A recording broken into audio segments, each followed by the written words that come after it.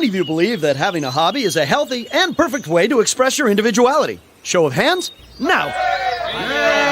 Well, you're wrong.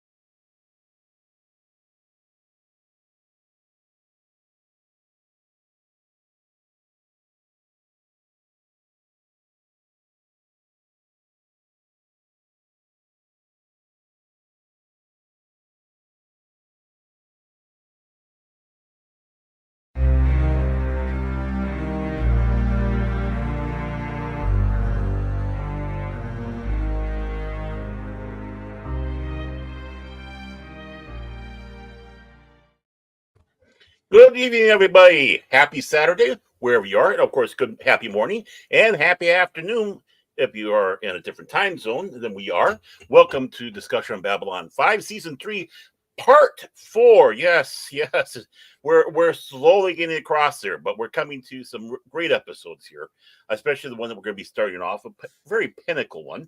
Before we start off, though, I do have to say hello to the low-spec Linux laptop, everybody's favorite penguin besides Punk Waddle.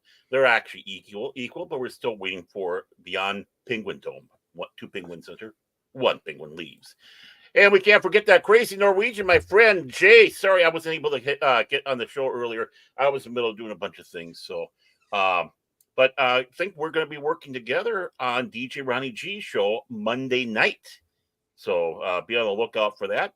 Of course, we have on our panel, we have my co-host and the guy who runs, that is my boss over at Pop Talk, Mike himself from Pacific 414.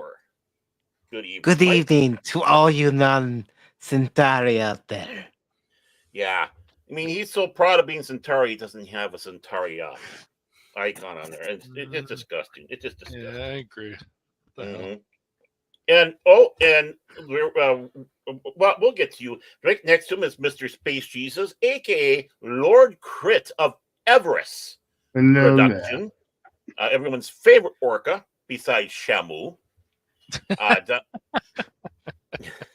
Two orcas. What are you laughing at, Chinkar? That's right. Yeah, and then we have everybody's. Oh. Well, don't let me sing the Byron song. No, don't know that. And of course, don't worry, I got the control. So does Mike. Yeah. So one of us two will get him. And then, of course, we have beneath me, Mr. Philip McCracken of Release McCracken. Phil McCracken. If I'm you will never have to beg me for coupons. Yeah. If I'm a little slow responding, it's because I'm busy ducking because Cash Money is swinging his chin around. Oh, that could be quite dangerous. Greatest chin ever. Yeah. Best chin ever. It's so powerful. It will destroy you. It's okay. Or put your eye out. Both. And the answer to your question, it's none. There's nothing powerful about it. Be quiet, Centauri. Hardly into the show, we got a war going on. Yeah. How apropos. And to answer low spec Linux laptop, no, I have it. I don't know about anybody else who's on this panel. No, I have it. Mm-hmm. And rejoining us after going for about a couple weeks sojourn of the Assassin's Creed flu, wink, wink, nudge, nudge, are everyone's favorite Chin himself, Cash Monet of the Phantom Hooligans. See, I said it right this time. I had the flu last week. He's a non. His name is Chinkar. I want to know when a certain Centauri is actually going to have an icon of the Centauri. I agree with Baron. What's going on with this shenanigans? I mean, Space Jesus, he's got his little icon. He does. The noble Chin of Chinkar. Oh, and if I do this, yes, no, yes. So I gotta be the Vorlon of the show. So after a couple of weeks sojourn, because of the holidays and unfortunately people getting ill, tis the season, right? Yes. Yeah, it always seems to fall that way. You get sick afterwards. We are now going to begin with a 2-part episode. Very important episode, ties in with a first season. Remember, as I sat back and said, things will come back in reference to something we saw. That episode was, of course, Babylon Square in the first season. This time now, it's called War Without End, and part 1. This episode basically is simple with the plot. We find out what happens to Babylon 4. It also marks the return of Michael Sinclair, the original commander of Babylon 5 itself, played by the late Michael O'Hara. There he is, of course, in his outfit for being Ranger 1. He's the head of the Rangers now on Minbari, homeworld, receiving a message from 1,000 years ago. And it sets him on a path to Babylon 5 and gathering everyone up except for Michael Garibaldi, who he's trying to avoid on board the station for some reasons. So he gathers up our favorites, Captain Sheridan. I'm having a hard time this morning. I've been, just to let everybody know, I've been having a hard couple days here. Brain no work. Of course, everyone's favorite Russian lady, Ivanova. We have, of course, going along on this trip, Zathras. Not Zathras, but Zathras. That's right. Zathras we going. And, of course, Michael Sinclair. And they're going on a trip back in time. And they're the ones that are responsible for doing the, what you might say, hijacking of Babylon 4 and bringing it someplace. Mm-hmm. And don't want to spoil things for the second episode on there, but this episode also ties in with the animated movie that we have that just came out, The Road Home, because it kind of ties in with this Tachyon, kind of getting unstuck in time, which is what happens to our heroes on Babylon 4, at least one of them, 2 of them, actually one of them, and so that leads into the opening of that. So, gentlemen, kind of your takes with this episode, because we are seeing flashes of possibilities again. We've been teased with that through the last couple seasons. Ivanova on the command and centers area. The whole place is ablaze, blowing apart. She's talking about how they're breaking through the barriers, setting the station to explode. Possibilities are, could they happen? Are they going to happen with Babylon 5? So going back also to the first season where Garibaldi is having a showdown and telling Sinclair to get the hell off as they're waiting for the people to blow through the door. And basically we know that's going to be Garibaldi's last stand. How this is all going to tie together. So I'll leave it up. Who wishes to take a first stab at this with thoughts? I'm going to talk about the episode as a whole, not just in one part, but 2 parts. Mm-hmm. But as a whole. Okay. It's a great episode. It's a great Mhm. episode altogether. I like how they reintroduced Jeffrey Sinclair into the episode. I like the fact that you see a glimpse of a possible future, but is it the future? Well, you have to keep going with the episode to find out. And I like that it also didn't forget what happened in season 1. That it brought it up again because of how important it is.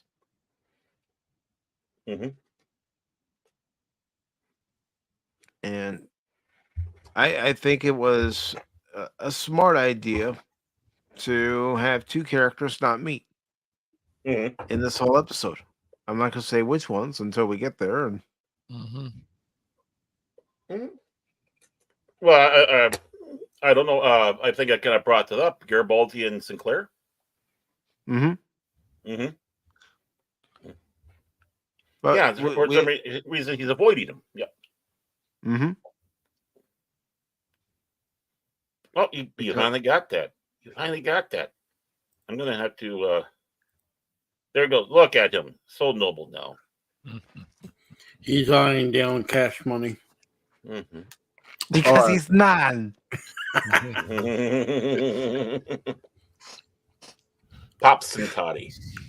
I want to say one thing, Baron. Because I'm like Mike. I won't wait till we get done with both these episodes. The only thing, normally on a normal show, this type of thing would happen as the series finale, maybe. And I'm glad they didn't do it as a series finale. I'm glad they did it when they did it and how they did it and the timing of it. But like I said, for a lot of people, they see it, you would think, oh, well, when you do something like this, it's normally the series, not season, series finale. And I'm glad they did do it that way. Oh, yeah, very much so. Cash, you were going to see something? No, I was just saying, yeah, that's a very good point. I mean, they could have just stopped there and just called it a day, I guess. But they didn't do that, so that's good. But this, of course, we got Zathras, not Zathras, but Zathras. Mike pretty much pointed out more of the main points, and we're also going to see a Centauri older. We're going to see Londo older in a future. Is talking about. That should look good, unlike you. we know what happens between Jakar and Londo, but we're not there yet. But yeah, I mean, it was just nice to see Sinclair. I still think he's a good captain, but I will always agree with Phil on this that Sheridan is just, I don't know, something about him just makes him the better captain. Yeah, especially for what we got going on here with the war. But Sinclair was good. He was strong. I just think Sheridan he takes it to another level. I don't know. Maybe he's just a better actor, but it's just Sinclair was fine, but it's like Sheridan just once that season 2 came in and you see Sheridan, you're like, oh wow, what he's done for the Alliance at the time and the Earth. I wouldn't say better actor, not that you don't think so? I think Bruce Boxleitner has a more commanding presence about him. Yeah, I agree. Yeah. And we don't know how, like, we know he did have a personal problem. Right. How that was probably dragging him down, probably still dragging him down. Right. Yeah, probably still. Some actors can shut off what's going on in their personal life, do with their acting job like there's no tomorrow, then flip that switch right back. And some people just don't have that ability. And like I said, I won't say he's a bad actor. I just can understand why they did the replacement, and it was a good choice because the actor that replaced him Scarecrow, Mrs. King. He was on a lot of shows. He has that experience and importance. Even nowadays, actors are not what you would call movie actors, TV actors. They're just actors. But back in the day, there is a difference. A television actor knows their lines or scenes, and they know what is important for television. And Mr. I hope I keep saying this. I have always had trouble with it. Box Center, whatever his last name is. Boxleitner. Thank you. Boxleitner. Yeah. He does a good job. Now he can do movies. He replaced. He was in Tron. He played in the one Civil War movie, the prequel to Gettysburg. The one actor couldn't come back, which played a great Longstreet. But when he played Longstreet, his version of Longstreet and his acting ability on Longstreet is more historical. It's more historical, and I like both actors' portrayal of it. But I loved him when he was on Scarecrow and Mrs. King. He was, it was a very popular show. But not taking anything away from the other actor, it was great to have them both together.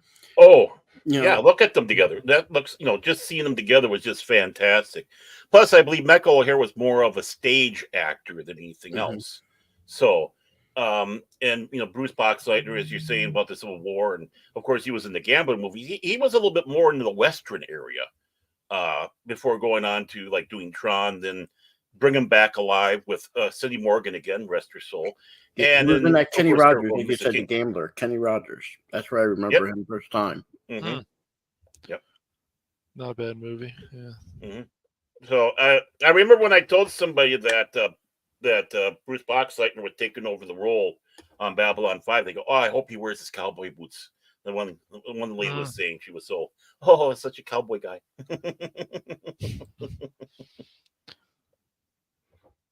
Of course, we see a scar on his cheek. That is actually answered in one of the novels as part of a covert operation he got that from. But if you read some of the novels that center around that. But so we do have it. We get some beautiful views of the Membar home world. Very crystal-like. That's very great. And if we're going to talk about this all together, I'm going to leave it up to you guys to help direct how you want to talk about it, because it is kind of important. I mean, we have, of course, the Sinclair coming aboard the station, Zach Allen remembering him as, of course, the Ranger One, getting the message from 1,000 years ago. Can you imagine getting a message from 1,000 years ago? And then later on, we find out who sent the message. Yeah. Think about that. 1,000 years ago, even in our timeline. Wow. That's a lot of history there. You know what comes to mind about getting a letter from the past? Back to the Future Part 2. When Marty gets that letter from Doc from Western Union. It's from the Doc! Yeah. Yep. If my calculations are correct, you should receive this letter immediately after you saw the DeLorean struck by lightning. Maybe, we got a letter from the future of Cash Money proclaiming himself Emperor of Rome. So, oh boy. No. My people would never declare that Emperor. No. No way. Maybe Emperor Rome fell for a reason. Did it fall? Sure. Oh, that's Cassius Monaeus. Monaeus. Yes, he let them down. I helped kill Julius Caesar. Yes. Yeah, fill her. Oh, Jeffrey David Sinclair, 1,000 years ago. And that's one thing I think a lot of science fiction fans start forgetting, because we're so used to these grand sweeping stories. Like, with Star Wars, you have like that 4,000 history from the Jedi, the Knights of the Old Republic, the Tales of the Jedi, to the modern day Star Wars, the Rebel, the prequels, the original series, and I'm talking all EU here. I'm not talking Disney, we get so used to this, or even like Warhammer, we have 10,000 years of history between the Horus Heresy and what we're seeing for the events, that we kind of get lost on that timescape. Just like you were saying there, Phil, 1,000 years. That is a long time. I mean, think about taking our 1,000 years own ago. history, what do we have around that's old, that's continuously going for more than 1,000 years? That's 1,000 years. Well, we have to go way Only back. thing I could say is Roman Catholic Church, where they have over 2,000 years. That's the only continuous organization or identity, or even you want to call it a political. I'm not even sure even a number pyramid is even that old. I don't know. Well, even the the oldest pyramid. Pyramids they're older. Yeah, they probably are. Yeah, they are about 4,000, 5,000 years old, and some people even say longer. But if we're talking about 1,000, yeah. I mean, the only other close thing I can go with is, of course, Iceland being the longest republic that we've had, and that goes back to the Viking era. So, and that think about that long stretch. I mean, 1,000 years ago, you have the Anglo-Saxons, you have the Norsemen, you have the Gauls in France, and all these different entities that countries don't exist no more. Countries form together, and that's a long time. Even in the 3 years of Babylon 5, look at everything that was happening. So we need to start looking at the concept of 1,000 years is a long time. It's not a short little hop. I mean, on a galaxy universal way, it's just nothing. But for us, it's more. Whoops, Mr. Ranger One contemplating the note that he had. Of course, Mr. Garibaldi explains things that are going on with, of course, the shadows. We still have that going on. Zach, happy to see Sinclair come on board. And Sinclair wanted to make it known that he didn't want Garibaldi to know he was there. He's telling Zach, shh. In fact, they send Garibaldi to Sector 14 on an investigation to get him away from Babylon 5. All strategic. There are reasons behind all this. Behind the scenes, unfortunately, Jerry Doyle and Michael O'Hare didn't get along. And unfortunately, it had to probably do with his schizophrenia that he was suffering from, Michael O'Hare. But they almost came to blows. I understand behind the scenes at least once. So this story-wise, behind the scenes, the strategy was, we don't want to have a problem. On the show, there's even more important, and it has to do with, of course, the time travel. And okay, the Zathras, hi Zathras, and another Zathras, and the Great Machine. Gotta love Zathras. Great character. Yes. And here we have a little flash of a possible future, or that's going to be happening with Ivanova. We see actually more of this in the road home. A little spoiler there for that one. Like I said, this still ties in stuff that's going to happen in the future. Yes, but things aren't well. And of course, what does the camera show? Babylon 5 being attacked finally, and it's not a good thing. And they're explaining why they need to go and bring Babylon 4 and hijack it. It's for an important mission for the future. And they found data tapes from the war that explains it. Minbari base in bad damage. As they watch the little home movie in the show, they see, well, unfortunately, they don't have a picture of it here. Maybe they will later here. A lot of stuff we already saw. They see Babylon 4 back 1,000 years ago with Minbari ships at that time. And it became a strategic point in the war against the Shadows back then. We also get a peek of the new Kosh that will be joining Babylon 5 in the near future.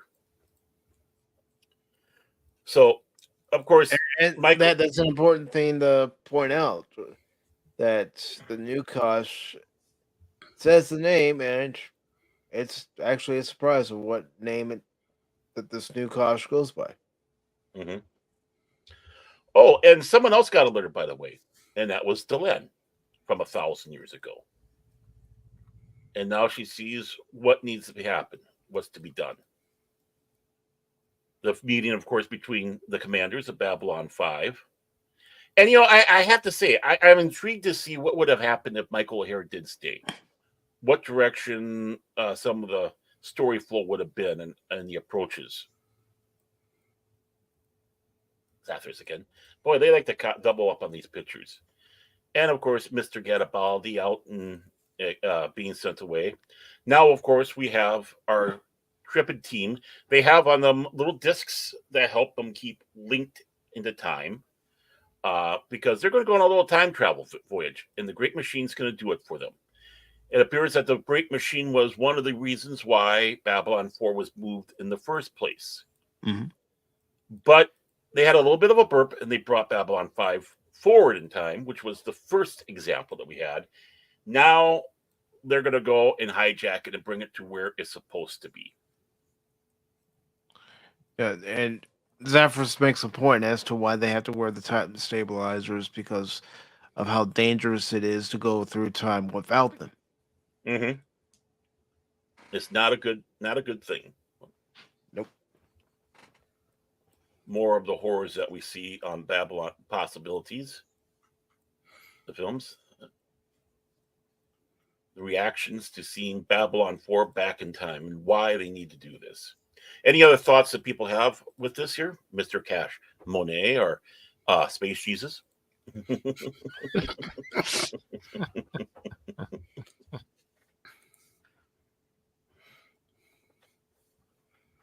Wow.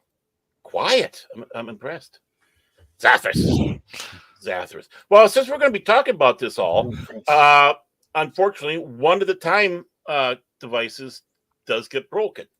And it gets broken on good old Sinclair.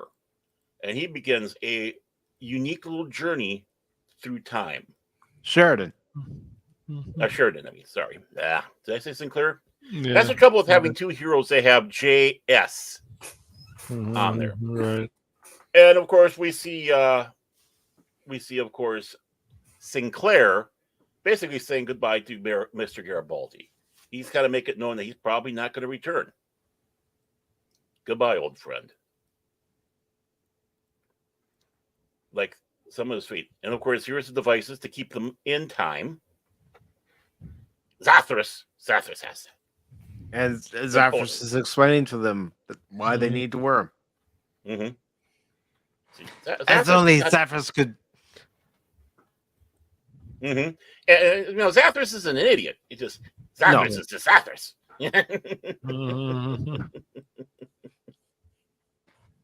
And of course, Garibaldi finds out that Sinclair was there, and he's trying to figure out why didn't he want to talk to me? Yeah. Right, exactly. Kind of a loss at that one. So let's take a little voyage on the White Star. And there it is, the display of Babylon 4. Let's go back to that one. There we go. All its glory. Bigger than Babylon 5, more impressive, and it's able to travel through space, unlike Babylon 5. That's one of the more important aspects of it. Mm-hmm. And here's the message that was left behind for Garibaldi from Sinclair. Mm-hmm. And there we go. Boom. The first malfunction. Yep. It's going to be pulled into another timer. It's after a bomb that was being deployed by the Shadows is destroyed, and there's a wake that hits the White Star, and unfortunately, the time stabilizer gets damaged, and we see Sheridan voyaging through time without a DeLorean. What the heck, man? Our TARDIS, our phone booth, dude. And of course, everybody watching in horror as he goes bye-bye. And Zathras, nobody listens to Zathras. Right. He always says that, yes. Mm-hmm. They don't listen always. Mm-hmm. And Zaphras in this episode mentions that Sheridan could be at any point in time. Mm-hmm. We don't know. Right. But he does travel in time to, well, of course, all the explanation is going on. Sinclair takes over, but he's somehow on Centauri Prime. Look at those guards all captured by the French. And look who's sitting on the throne. Napoleon. Yeah, Napoleon himself. Yep. Much. Rod Steiger looks older than I remember. An old Lando Malari, which would make Mike very happy. Because here we have. Oh, thank you for showing up, old man. And thank you for being on the button there, Mike. I'm focusing too much on this end over here. It's good to have someone back up. Not a problem. And he is not trying to figure out what's going on. Why is Londo old, and why is Londo treating me this way? Struggling through the problems that we have. Now we know what's happened with Londo. He's been basically possessed. And... No, we don't know what's happened to him yet. Oh no, but no, don't give up. We just know that he's there. There's something going on. Right. And of course, discussion about trying to get the job done, faith, and no, but I mean, you're right. Sinclair or Sheridan doesn't know, but we obviously, as the audience, we have an idea. So. We haven't found out yet either as an audience. No. But that's we have an idea that something's not right. Right. Yeah, they give a little bit hints in this one, but you can tell that Londo, and this is one of the reasons why right here, he takes a look at the city around the Centauri Prime. The shadows are the agents of the shadows are causing a little incident happen, as in destroying things under Londo's watch. And that's basically how part 1 ends. Part 2, we have him thrown into jail, and look who he finds in there. It's still in. And she's sitting back, letting him know that she realizes this isn't his Sinclair. Right. After a little bit, but she lets him know that David is safe, and David happens to be their son. So we know in the future, at least, what we're getting a glimpse of, that they have a child together at some point in the history. And of course, good old Londo is.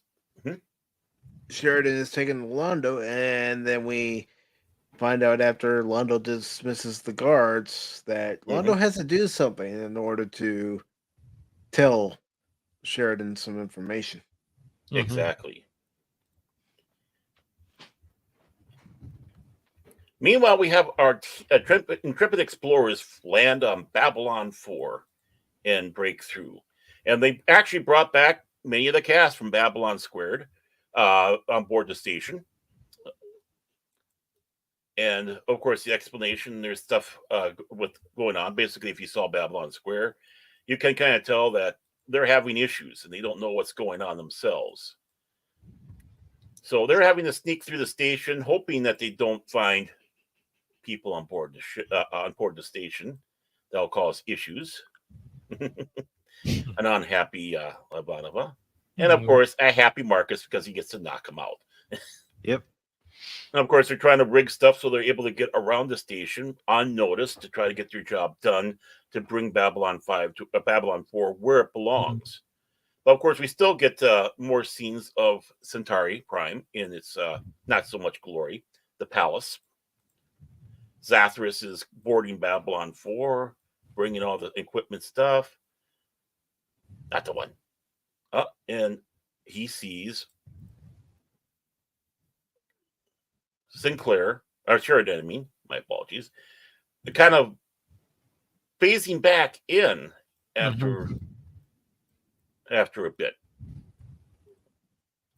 So, or as Doc Brown would have put it, phasing in and out of the space-time continuum. I won't play more. There we go. Mm-hmm. Of course, we by have the more. way, we get a scene they mentioned. We get a scene they mentioned in season 1 here. Mm-hmm. What's that?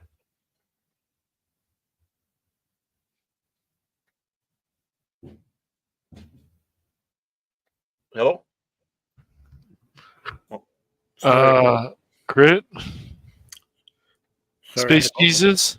What's What did you Space say? Jesus has returned. What were you gonna expound upon it a bit more there, sir? No. Yeah.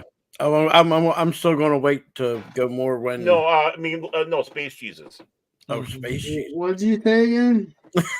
Oh, you said something. You said something. I don't know. Never mind. I said season 1. A scene happens from season 1 that Malari mentions. You finally see the outcome. Oh, yes. Mm-hmm. We do see that outcome. His premonition of his death that he has. Of course, Delin figuring out who she's dealing with, trying to send a message to him about how to get back to where he belongs. The kiss, and there she is, Babylon 4. All right. There is something to notice: a different paint scheme. Mm-hmm. Babylon 4 is green, and Babylon 5 is blue. Is blue, right? Yeah. Mm-hmm. And one of the other Babylon stations was red. Yep. So, and of course, everyone meeting up. We have. Okay, so now they're brought forward to, of course, Londo, who appears to be, as usual, drinking. No. But this is not a case of Londo just being Londo. There's a purpose behind it. He's got something that controlling him, kind of. And this is the only way he's able to talk freely. He's got to get it drunk. Got to get drunk, and so it's drunk and doesn't care. So he explains everything. And one of the drawbacks to getting this thing drunk is he doesn't know how long it's going to last. That's right. Yep. So he has to be quick about giving the information. Right. Yeah. He feels that every time he does it, it gets more of a resistance to it. So it's like, okay, let's hurry up. Let's get this through. I have something to tell you. Here we are. And there it is on his shoulder. He lets them see what it is. Of course, naturally repulsed. And basically, he's apologizing for many of the things he's done and going to try to find a way to get them off of Centauri Prime. But he has messages. A sad, worn out. And now here comes the premonition that he had. Good old one-eyed Jakar. Yeah, and I could remember when I first saw this watching the episode, I was going, what happened to Jakar? Mm-hmm. And we kind of got a hint with this premonition of something, too, at that time. But here's Jakar. And it's like a relationship between two friends, not two adversaries. And basically he tells him he knows what he's got to do. He's being a filth Centauri. And you can see that kind of regret on Jakar. It's like he's going to be doing something. I don't want to have to do this. I don't want to have to do this. Yeah. Mm-hmm. Obviously, somewhere along the line, they basically formed a friendship of some sort. Obviously, throughout their entire career, you can see it kind of building back and forth. Mm-hmm. But now the premonition is coming true. He starts strangling Londo. Londo's accepting the fate, but someone isn't. And guess who wakes up? The creature. And goes into full defensive mode. And that's where we have both of them performing that. Good old Sheridan is now being leaped through time again. We have the two bodies. And here's the other permanent. What would you say? Remember back a little bit earlier this season to what the Emperor's wife said? Mm-hmm. One will become the Emperor after the other. And this is the ascension of course, everyone's favorite Centauri besides Londo, Viar. Mm-hmm. Now he knows the awesome responsibility that he has. And look who's back! Look who's back, in a spacesuit, no less. Mm-hmm. Now we can start. Mm-hmm. And now we can kind of get the idea with the Babylon Square when you have that spacesuited figure phasing in and out, who it is. No, at first we're probably thinking, oh, that's Sheridan. No, it's Sinclair, even though Sheridan himself is in uniform, in an outfit also. Mm-hmm. Little discussion back and forth. Them trying to take care of a little problem that's on Babylon 4. Mm-hmm. As they work, boom, and they're the leap. But they leap forward. Yep, they're preparing it for its jump through time. Mm-hmm. But of course, they got to go forward in time first so they can get everybody off. And then they need to finish the job. So now we're seeing all the distress that the Major was having on board the station. Oh, and time for bedtime. Da, da, da, da. Nice snooze. Delenn's watching him. The door opens.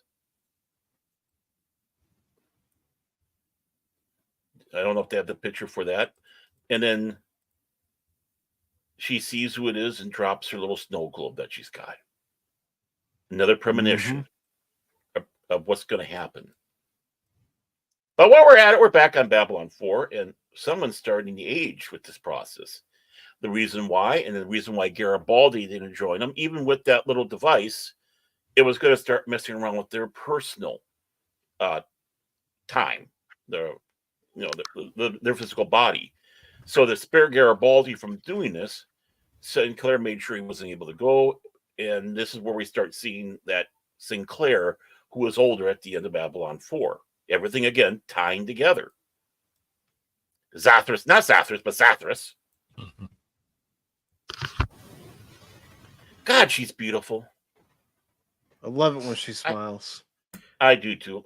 Her eyes. The important question there, and throughout the show, is where did she get all the lipstick? Where did she get all the lipstick? I mean, all the important things you need on the station, she manages to get the bright red lipstick. You know. Well, remember, she was able to parcel off a little spot to make coffee beans. To have fresh coffee.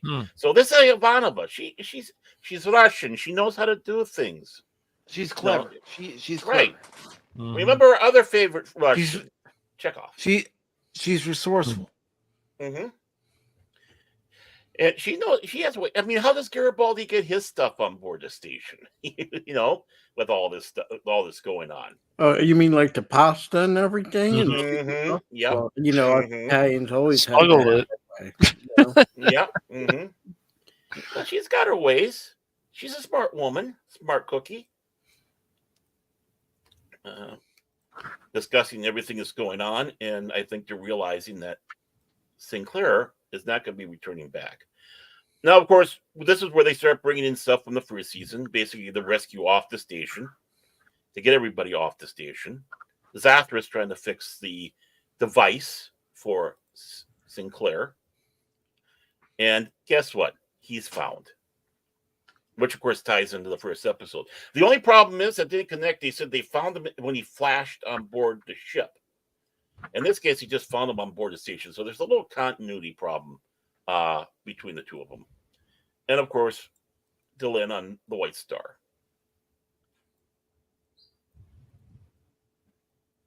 Everyone's working. There's Delenn. There's Sinclair. And now it happens. they're going to be going back in time after getting everybody off the station. But he can only go. Everyone else has got to go back to their own time. He's making his goodbyes. And people aren't necessarily. And Zathras is going along too. Someone's got to be there for Sinclair. Mm-hmm.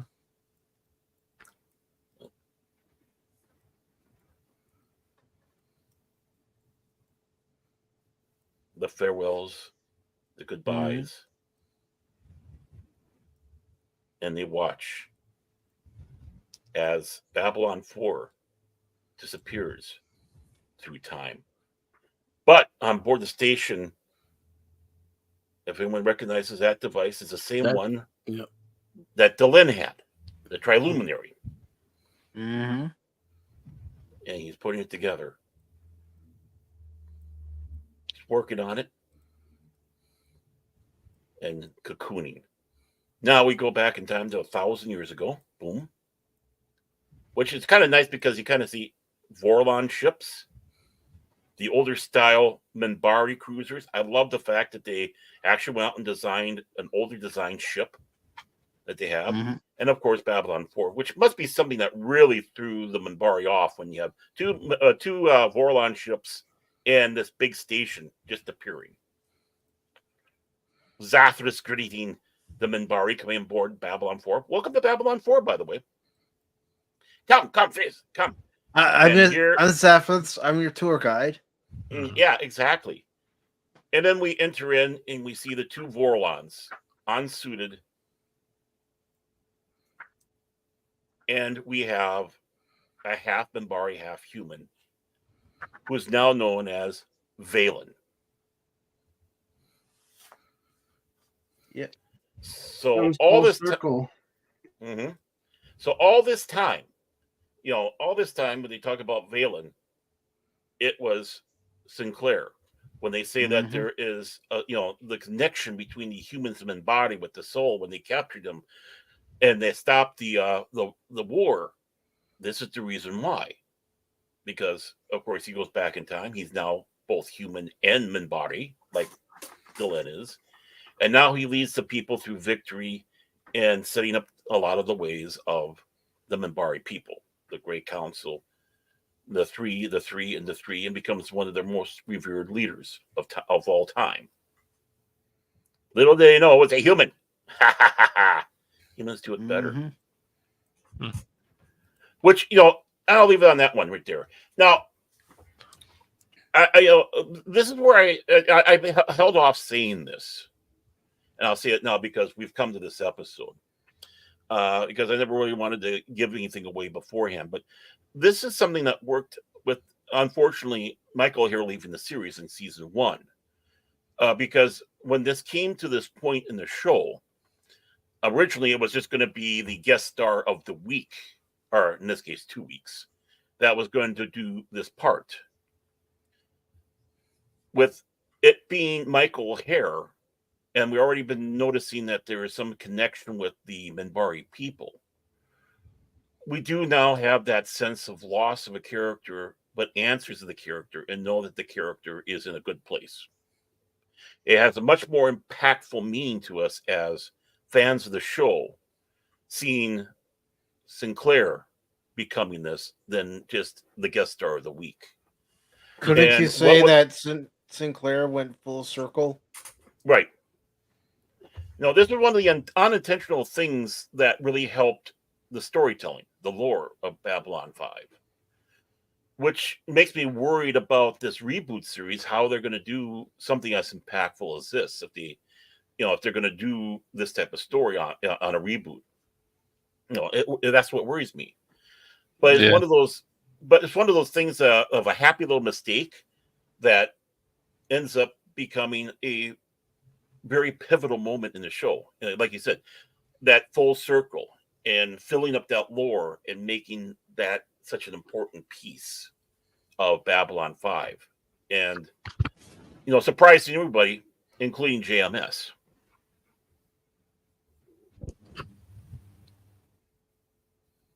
But I think it just, adds to the greatness of the show as well. Mm-hmm. That yes, sorry about that. No problem. They're handed a bad break with Michael O'Hara leave the show after season 1, especially with the plans that JMS had for the series. But they were able to rebound and come up with a good way for the character to have his last hurrah. Right. A word I hesitate to use because it's so abused, but closure.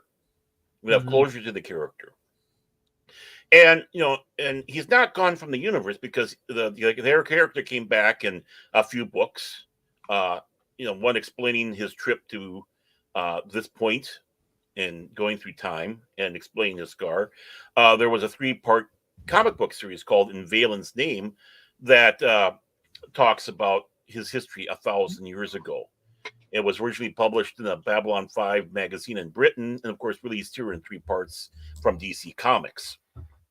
A good, good series to pick up. Honestly, I mean, of all the comics, if you can get that at least, it's great. But get the whole series. It's go to your favorite bookstore, go to the back section where all the good comics are, and try to hunt down the Babylon 5 series or eBay or wherever. But yeah, I mean, I this is something that's a very satisfying farewell for a character, of course, helping explain very much what was going on with the past things. And now you start realizing the storytelling. I mean, how would you compare this to storytelling today? Oh, it's 100% better with the storytelling in Babylon 5 as a whole compared to today. I would say when you give this show, and let's be honest, all shows have mistakes. Yeah, okay? Yeah. And things happen during the show. Right. When we have Sinclair taking off the show and questions about what happens to him, even from the beginning, we never were told and understand how the war ended. Now you understand how the war ends. This is why I brought up about before. On most shows, all the tying of the knots normally happens at a series finale. Right. Here we got it, during the season, which, I think is just as good, and it's a good way to send off Sinclair's character, saying, okay, this is what's happened to Sinclair. Normally, when you have a show and a change, or even if it's not a change, the best analogy I can give you is notice the difference in attitude with people. And I'm one of them. The difference between Star Trek, the original series, and Star Trek TNG. There's going to be people, hey, there's only Captain Kirk, and that's it. I don't care about this other captain. There will be people that say, oh, I like both captains. And yes, there are some people, which I question, that like Mr. Picard. Even at this time, remember, this is before Star Trek Generations. Sometimes the characters and even the actors don't get along. You have a new captain replacing another captain, and I can, from what I can tell and what I see, the two actors got along. But sometimes when certain things happen, there is resentment, regardless of where it comes from. Right. And sometimes for a show or something like this, that competition can even benefit the show or the movie, whatever that form of entertainment it is. But sometimes it can actually hurt. It isn't hard to see that Patrick Stewart and William Shatner, they have their ways, even in the movie. You can call it competitive. But that benefits, I mean, one of the saving grace of that movie is that you can see their in competition, but they're firing on all cylinders. And I think this is what you have here. Not to say that the actors have any, these two actors had any problems. I'm just saying, on other shows and other movies, you do see it. Sometimes you can tell. Well, I mean, you definitely got the two different types, because Sinclair was the Zen, kind of that Zen type of person, which was supposed to meld into that Minbari thought. While Sinclair, he's action man. I mean, I was gonna say Sheridan's more of a man of action. Mm-hmm. He sees the situation, he assesses the situation, asks the people around him what they think the best course of action should be, takes everybody's opinion into account, and then makes a decision. Yes, there have been times where Sheridan's, gone, okay, this is what we're doing. No ifs, ands, or buts, people. This is what we're doing. Right. Now make it happen. Yeah, well, yeah, he's like the Kirk of Babylon 5. Really, honestly, he's like the Kirk. But I mean, he respects people's opinions, but he's that man of action also. And when he's set down to do something, he's going to do it. But he is still going to take counsel. He's going to take it serious. I say for me, overall for this two-parter, I like how they took this loose end, tied it up. They took this loose end, tied it up. I mean, I'm sitting there when I'm seeing about how what we got to see is the end of the war. Okay, they're torturing Sinclair. All of a sudden, they let them. We stop, and not only stop, we decide they actually surrender. Mind you, they didn't even lose a battle. Technically, only the one with Sinclair. That's it. Yeah, against the Black Star. Yeah, so it was only let's just put it. They're on a nonstop roll. And it doesn't make any sense now when you see this. It makes sense. And there's so many other things they tie up. Like I said, there's very few shows that had that ability to say, oh, we did this. We need to come up with an ending for this. Where other shows, they just leave it out there. And even as great as the show is, you're still left with questions. Right. This pretty much took most of the questions that you had up until that time and tied it all up. And, like I said, for me, most of the times you see this at a series finale. Right. But this isn't a series finale. If it's any type of goodbye, it's a proper ending to Sinclair and the character.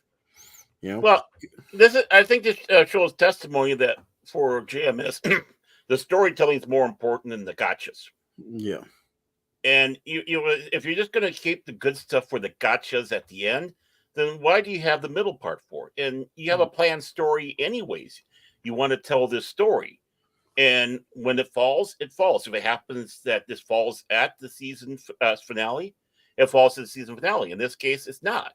Yeah. And it only helps make the show, draw people in more. And what's going to happen next week now? Where are they going to go now? Which is a great thing, because now you're wrapped up into this story, this storyline. It also wraps up a non-character that everybody has questions from the beginning. What happened to Babylon 4? We finally get an explanation. When you hear about all the Babylons, the first three, unfortunately get attacked and blown up. Right. Babylon 4, nobody knew. Now we know. And notice that in Babylon 4, they didn't show Delenn. No. They showed the aged up Sinclair, but you didn't see the Delenn, and you start wondering, did they steal Babylon 4 to go in the future? Is this an older Sinclair? And Babylon 4 is going to the future to do something. And that's one thing we didn't mention, how there is a scene where Delenn is revealed to be in one of the spacesuits. Yes. But we never see her because they didn't want to hide the surprise. She was still full Minbari that we knew her as in the first season. That transformation hasn't happened. So you can see that spinning the tail and getting ready to do the gotcha that JMS had even 2.5 years before. Almost 3. I mean, I'm going to be dangerous. I'm going to do something dangerous. Let's make a comparison. And this is no way to be slightful or spiteful to the other series. Now, compare this with Babylon Deep Space Nine at the time. Would you say that this is until you had the situation with Sinclair with his little soliloquy and erase the log, which was impactful and powerful? How would you compare this with DS9 at the time? Do you think this storyline surpassed what they were doing on DS9? I think this was a stronger storyline at this point. Mm-hmm. And I'll give you a reason why. Because Deep Space Nine was honestly still trying to find its footing. Mm-hmm. Yes, they were able to find their footing partially in the second season. Mm-hmm. But you also have to remember that Deep Space Nine, at this point, with Babylon 5 also being in its third season, Deep Space Nine hadn't really found its crux yet, if you want to put it that way. Right. They won't find their crux until later on in season 3, where Babylon 5 starts, speeding things up a little bit more at the end of season 2, and then going on the roller coaster ride that is season 3. Kicks the door in, and here we go. Right. And again, it's not to slight DS9, because DS9 is a great show. No, not at all. But I think that for Deep Space Nine, it's adding when they added the characters of O'Brien, and then later on Worf, which pushed that over the top. Let's be honest, when O'Brien did add a lot when he was added there, that was a nice little boost. Yeah, well, you're there adding Worf there, and then especially the Klingon element into the show, that pushed it above, I don't think, anybody's expectations. But as far as for the comparison with Deep Space Nine on their part, I think after season 2, you can see the cylinders kicking, for them. And like I say, if I'm comparing them, Babylon 5 start kicking in season 2 and went all the way to season 4. I would see that's the high point of their series. But like I said, I could see the little boost that the character of Brian came, and he brought his wife. But if you notice, as they got deeper, they kind of pushed his wife to the side. You didn't see her as much. But when they brought Worf, the Klingon element into that was awesome. And for them, from that point to the series ended, that's when Deep Space Nine was firing on all cylinders. Which one had the best run part? I would lean, just because of how quickly they were able to do it, I would lean toward Babylon 5.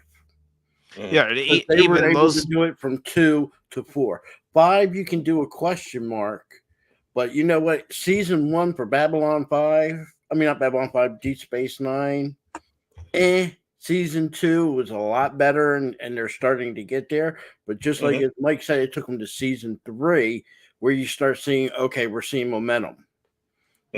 Where Babylon 5, as soon as they hit into season 2, they were firing on cylinders. Right. So I would think. Sorry. I was just going to say, even Low Spec is saying Babylon 5 is greater than Deep Space Nine as far as storytelling at this point in time. Yeah. And I guess for me, what gives Babylon 5 a little bit of an edge over DS9 overall in shows is the fact that this was a planned out book. There was planned out everything going along. Yes, there are things that need to be changed because stuff happened, like Michael O'Hare leaving, amongst other things, and Talia Winters leaving, bringing back, not being able to get Patricia Tallman back right away, but being able to bring that character back, it worked. It worked. It gave you a sense that there are characters that come and go in a storyline, but still you have that everything's planned. Where DS9 didn't. It was almost like we're seeing what Babylon 5's doing. We need to step up our game and ride on their coattails, and we're going to do this Dominion War thing. We're going to have our own little ship that can do things. I can't speak for other people, but I will speak for myself here. The additioning of bringing O'Brien, first of all, let's be honest, forget what the storyline was, acting-wise, it was a bigger role. Mm-hmm. And you already have Geordi and you have other people in engineering, so yeah, it makes sense to bring in that character. But let's be honest, I think Deep Space Nine needed a character to come over, and out of all the characters on TNG, the one they could afford to lose was O'Brien. Well, I don't know if you knew this, Phil, but originally they wanted Michelle Forbes to come on to Deep Space Nine and continue portraying Rolaren. But you want to have a movie career. Well, I'm glad they did go with O'Brien. I mean, I was sad to see him leave TNG, but like I said, I think that their basic story was their basic 5 characters. The others were, I don't want to belittle them, but no. Unless they were going to send Geordi over and keep O'Brien, which wouldn't have made any sense. They would have had to let O'Brien go. And let's be honest, it was a super idea when they brought Worf, but that already you had to understand TNG was it was at an end, and they wanted a character that was popular, and Worf was popular. Right. Babylon 5 didn't really have that. Much with Sinclair, you only had a year. And there was a lot of people that, of course, were like Sinclair. I wasn't a fan of them. Didn't say I hate them, but I wasn't a fan of them. But I'm glad they did this. And I don't think Star Trek, in a way, would have done this. No. I mean, think of it this way. If there was a captain before Picard for first season, or even a Riker, and then you go into season 2, do you think they would bring that character back? I don't think so. I would think they would write him out just like they did with Sinclair, and that would have been the end of it. But somebody had a genius there going, well, you notice this part happened here when he helps end the war unknowingly. And all these ends things, we can tie this, and hey, we can see, bring them back. And that was done marvelously. The way you bring back a character, I think this is the model. This right here. This is how you would want to bring any previous or character into. All right, if it was Star Wars, this is like I would equate it, even though probably bigger, Luke Skywalker coming back. Well, what you did with The Mandalorian. Yes. But I think this was still done better. And the closest thing for Star Trek was the original series when you had the Menagerie Part 1 and 2, and they brought back Christopher Pike. Yes. And that in itself was an ingenious way of bringing closure to a character we had never seen, for one, but more importantly, for them to use that pilot that didn't sell and show it as a history and explanation. And of course, with Sean Kennedy, I think was the name of the guy who stood in to play Pike in that episode in the chair with the 1 beep, 2 beeps. Mm-hmm. So I mean, he stood in for Jeffrey Hunter. Mm-hmm. Because Jeffrey Hunter didn't want, they couldn't get him to come back to do that. But yeah, you're right. Everything is perfect when it comes this way. Everything fell in its place despite the chaos. Everything was going that way, and I just to let you know, back in the day, with the Lurker's Guide and various other chats and such, some of us were absolutely convinced at first that Sinclair would come back again, but he and Sheridan were going to be working together because we remember from the pilot, the original pilot, before it was redone, that under the station's last commander, which was definitely stating it was Sinclair. So we took that way, the last commander, which means it sounds like there might have been commanders in between. So maybe he came back, took Babylon 5, while Sinclair went out and started, being like more of a ranger type of character. I could see it if it was when Babylon 5 declared its independence. Right. And they needed Sinclair to lead the rebel fleet, because he is more a ship commander. Him going off and being a ship commander and then needing a commander, they brought Sinclair back. And with his working with the Minbari, because the Minbari were the greatest ally. Yes. Yes. So here's my take on this. And that's all we have for tonight, folks. See you later. No, I'm just kidding. Go on. Hold on, I'm sorry. I got people in my ear. Okay. So here's my take on this. I've watched Babylon 5 twice, and I've watched DS9 the same. Right. I think overall the chunk of Babylon 5 is better than DS9. However, I do think on retrospect, Babylon 5 has aged worse than Deep Space Nine overall. Whereas Deep Space Nine has this kind of timeless quality to it. You don't get that with Babylon 5. Okay. I also think season 5 and season 1 of Babylon 5 are really weaker than compared to the weaker seasons of DS9, which gives DS9 its edge. If you asked me to watch, I would say if you asked me to watch what the you asked me to watch, would you rather watch season 5 of Babylon 5 or the last season of Deep Space Nine? I would go, well, I'll probably say Deep Space Nine, because while it does kind of is the same with while it is kind of the same story structure as Babylon 5 with the war ending and stuff. Actually, no.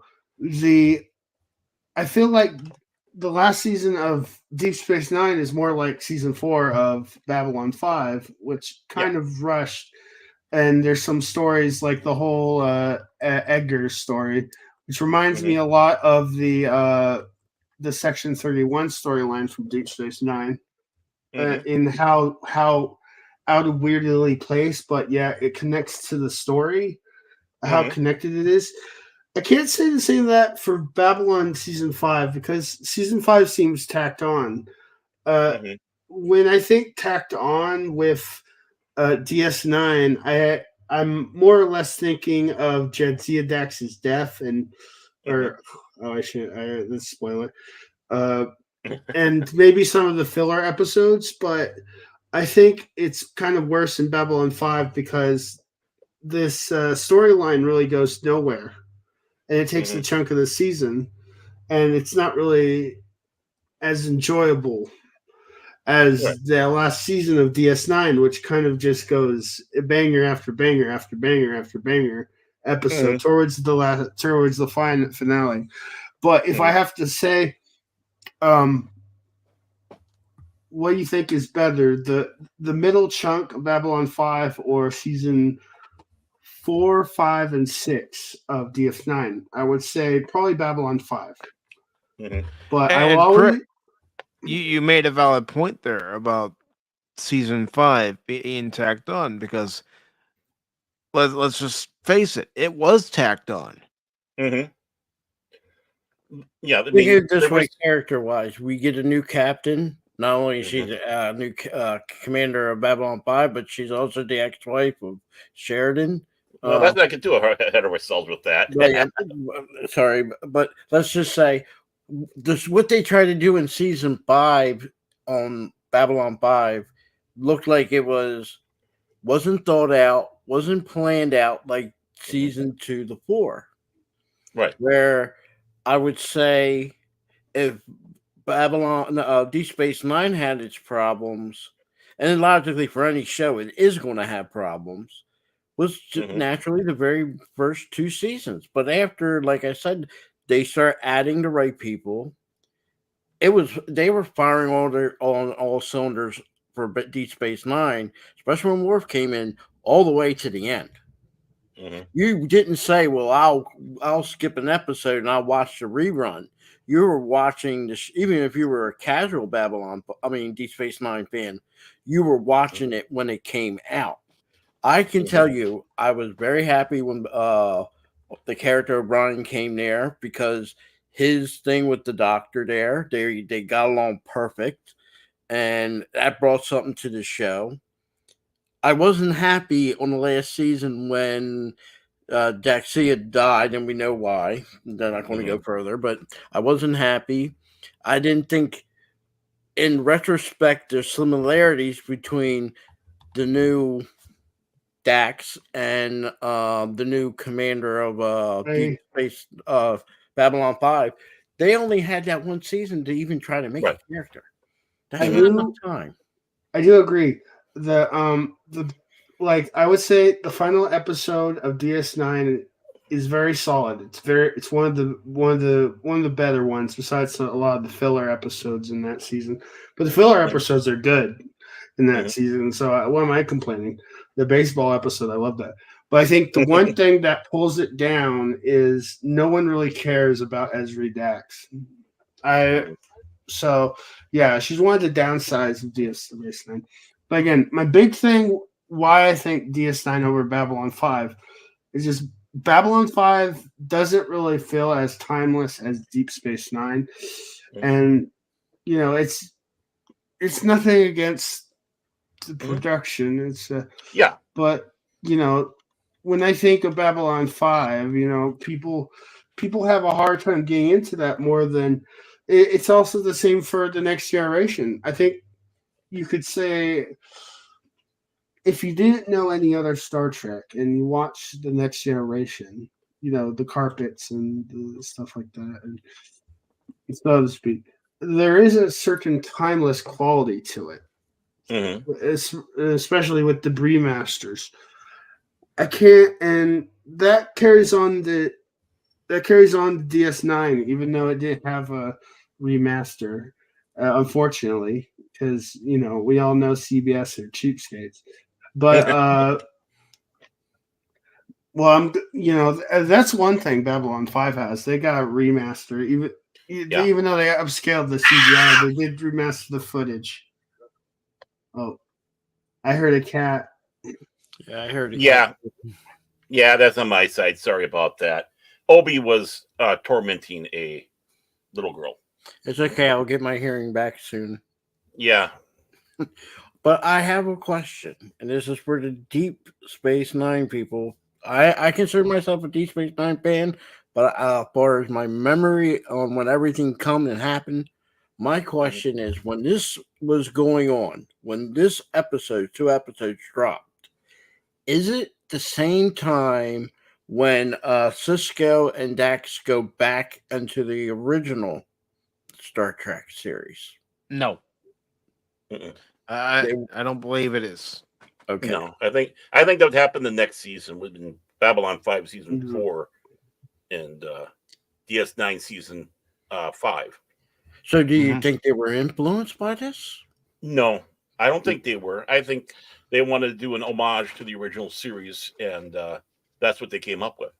Gotcha. Yeah. And what better one than the triple episode? I mean, well, what better, man? It's triplets. What can I say? Mm-hmm. Right? Yeah. So, I kind of disagree with you a little bit there. I do think there is a timelessness to this Babylon 5, especially when you start getting stories like this, because really, who would have thought anything like this would happen? I'm not talking about the stories themselves. I'm talking about the design and the production. Oh, the designs, yeah. Oh, yeah, it's very nice. It is very, yeah. I can't, like, with DS9, you can, with DS9, there's just a quality, I would say a quality to all those Trek shows of that time that make it timeless. And, you know, they do reference, like, weird stuff that was more 90s, and there is a lot of weird modern day, like, well, this is in the future, and I'm like, oh, is it? That's kind of weird, and stuff like that, you know. With that's why I feel kind of crusty watching Babylon 5. If you know what I mean, I'm watching. I would agree with Krit, because let's just say, and we can admit this, even on Babylon 5, when you take the production, the cinematography, the graphics, got to give the credit to Deep Space Nine. They had it throughout their show. Right. All right. Well, and again, I know it's different budget, but they were afforded a higher budget because of the success of their predecessor. Yeah. And Babylon 5, if you were to play, if I was to sit somebody never watched both of them, only born in the last 20 years, they're not going to be hindered by that. You know, they see. I mean, they would see, oh, this is Deep Space Nine. It looked like it was made today. Where you look at Babylon 5, and especially season 1, and we all know the reasons why season 1, but it just started, new show, new series. It wasn't a lot of that. So, eye candy wise, Krit's right. The Babylon 5 didn't age well. Where Deep Space Nine, they don't ever have to touch it. It's aged perfect. You know, I mean, the only way to compare it, and I'll give a quick comparison, is watching a movie like Planet of the Apes with Charlton Heston and watching one of the newer ones. Even though I favored the older one, graphic wise, eye candy wise, the newer one has it. You know, forget about the storyline, forget about that. I'm talking about what your eyes see. Right. And Deep Space Nine, you can watch right now, and you can say to somebody, "Oh, that was made today." And we know, like I said, I understand the reasons why. It's no fault of the show. You know, what they get is what they get. But especially season 1, and I have said this since the beginning, Babylon season 1, graphic wise, oh my lord. But it was ahead of its time in the day. I mean, it's typical 1990s, but when you look at it as 2024, you know, I think in the near future, though, you go on. I was just going to add by saying those CGI rendered ships paved way for what we get now. Yeah.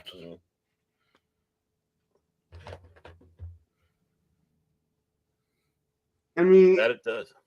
I mean, even the next generation with its remaster. I mean, they have remastered Babylon 5, and it's great they did that. But it's nothing against the next generation remaster. And the fact they had models, they still had models, and they remastered all that, and you know, remastered all the space scenes, like. But you know, when you do watch a lot of the transitional cutscenes, it is clearly a 90s show. So what I think you're gonna, I think what's going. Oh, sorry, go on. Sorry, Krit. It's like I have this new. It's like you go to a house and it smells nice. It looks nice inside, but you can still tell that carpet's from the 1960s or 1990s. Like, but then there's another house that has been there from the 90s, but you know, and it does look the same, but but its carpet, but it doesn't have a carpet. It has more of a what's the word? Like wooden floor, so you can't tell it's really aged or. Sorry, I don't know. I can't really find an analogy, but it's nothing against Babylon 5. No, I know it's not. But what I think is going to happen in the next few years, you're going to get that nostalgia, just like we have for the old original Star Trek. And look how that came back. And let's face it, the look of the original Star Trek was very 1960s. But yet everyone always gravitates towards that. And I think in the near future here, you're going to probably get a little bit of that nostalgic feel for this 90s show. And they're going to love it because they're so far divorced from the 90s because they were born in the 2000s and grew up in the 2010s, are someone who did grow up in that time, and they're going to look at it and go, yeah, I remember. So I think the nostalgia aspect for it is going to be in that factor, and will make it timeless in a sense that this is a capsule of the era more than anything else. But yeah, I know what you mean. It does have that very 90s look to it. It does have that, like I said, sometime between now and then, Zima's going to come back. Like they had the signs in there. When I saw that Zima sign, it's like, oh, you got to be kidding me. Yeah, but Zima had its popularity for a time. Yep, yeah, people loved it. Yep. Mm-hmm. I think what we do is we'll just tackle one more episode before we end it. Then we'll have 4 episodes left to talk about before basically the season finale, which in and by itself is a doozy. But this is everybody's favorite episode. I know it. And it's called Walkabout. That's when he's asleep, or he'll be freaking out right now. He's went to get kale, get some kale to wrap around. Well, he's doing his own walkabout, huh? I can stand this episode more than I can stand an episode we're going to be talking about next week. Yeah, I thought that was your favorite. It's a toss-up. You kidding? That episode wasted Robert England. I have to say this. For me, Krit and Cash, when we were watching this, and then we, a little bit extra episodes with this thing with this doctor doing the walking. How many times can you do a walk around the space station? It probably take you maybe at the most 2 days, maybe 3. This guy, yeah.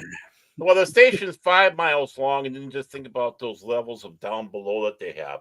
You could have a decent walkabout in that station, and a walkabout really is more about going and trying to find yourself more than actually going traveling everywhere. So, I mean, when I was in Norway for the Olympics, I met a guy from Perth, Australia, Ralph. I call him King Ralph of the Wallabies, and as he said, I'm on my walkabout, and it's like, oh, okay, had a great time with them and all that. But a walkabout basically is when a person takes an extended period away from everything and trying to get in touch with their roots.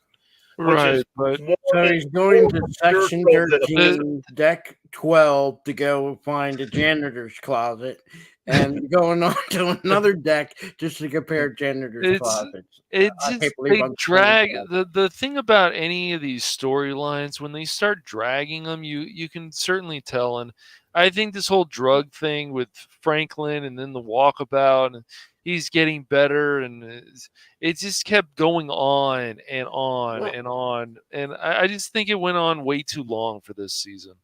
Well, to be fair, I mean, it only lasted a couple episodes, and even then it wasn't a focus on the episodes between now. And I think that's what the thing is, it did feel longer. But I mean, the walkabout was finished off before the end of the season.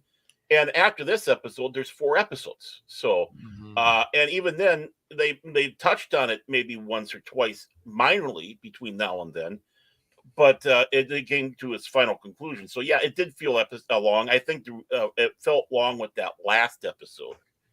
that they had. I think the chintzy thing about this was let's try to get a lady her singing career. Because Franklin's down below and he runs across this lady yes, who's a singer. Right. And they find out that she is not going to be lasting long. no. We also have kind she's of an got a important thing that disease, we also, I believe in this episode too, we have the introduction of Kosh's replacement, who we already met in War Without End. Definitely part 1, maybe even part 2 is one of the 2 that was in there, and that was Olkish Kosh, which is different than the other Kosh. Yes. The fans were dubbing this new Vorlon ambassador as Darth Kosh because of the darker look and attitude that he had. Oh, he certainly has more of an attitude than the other one. Yes. Right. Mm-hmm. And of course, Tally basically. Mm-hmm. Patricia Tallman there is our favorite telepath, and kind of going through the apprehension that she have with this new Vorlon coming in, and of course losing Kosh, because that's kind of a dramatic thing. She's so beautiful too. I mean, they managed to get some very beautiful ladies, but in a classic style. Redhead. Yeah. But justice for redheads. Yeah, and the thing is, it's a natural. They were able to bring kind of a natural look. Yeah, but they always were redheads. If you notice, you have this one, then you have Veronica, and then you have when they bring Sheridan's ex-wife on, all redheads. Ivanova's not redhead. Yeah, she's a redhead. You can see it in the pictures. It's right. Go back. No, she's a brunette with blonde. I thought. Yeah, I don't. No, I'm going that she's a redhead. Ivanova's not a redhead, Phil. She is not a redhead. Justice for gingers. We're going to stick with it, and then we're going to die on that hill. I have no problem with gingers. I like gingers. But Ivanova's not a ginger. She's a ginger. Find the image of her. I don't care. Phil, I'm the guy that's going to burst her bubble. She is not a redhead. She's a redhead. Dun. Okay. There she is. There is not a redhead. No. That is not a good picture. She's in the dark. When you see her in the light, that is a redhead. Can I please? You're a co-host. You got the power. Yes, but it's your show. I want to ask permission first. It's a trap. Wow. It's a trap. Phil McCracken, you will never have to beg me for coupons. I wonder if she's a redhead. She's not a redhead. Justice for redheads. Cash Money still doesn't like them. Look, red hair. Look at that red hair. No, she's a brunette. She's a brunette. It's a light brown. I will compromise. Still, she's a brunette. Auburn. Whatever. Yes. I don't mean to be crude.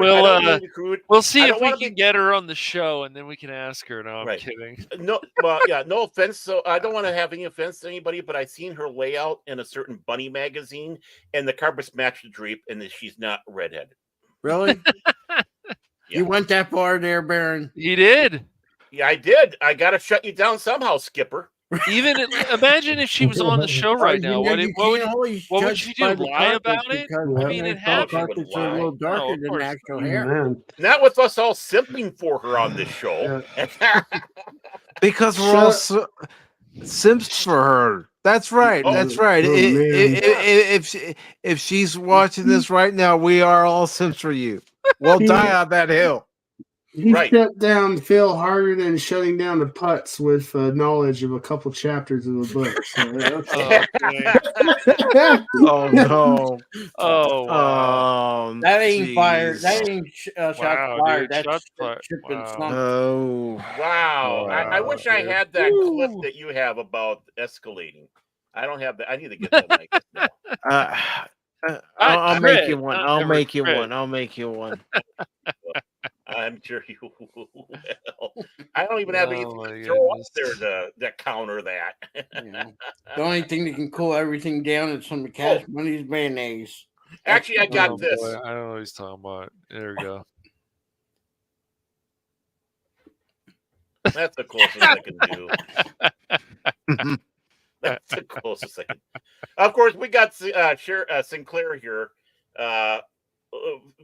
Getting his first view of the new Vorlon ambassador, who happens to find out, Sinclair. Sinclair. You mean Sheridan? Oh, Sheridan. So you're talking Sheridan, right? Okay. No, this is Commander Sinclair. Oh yeah, Sheridan. God dang it! Mm-hmm.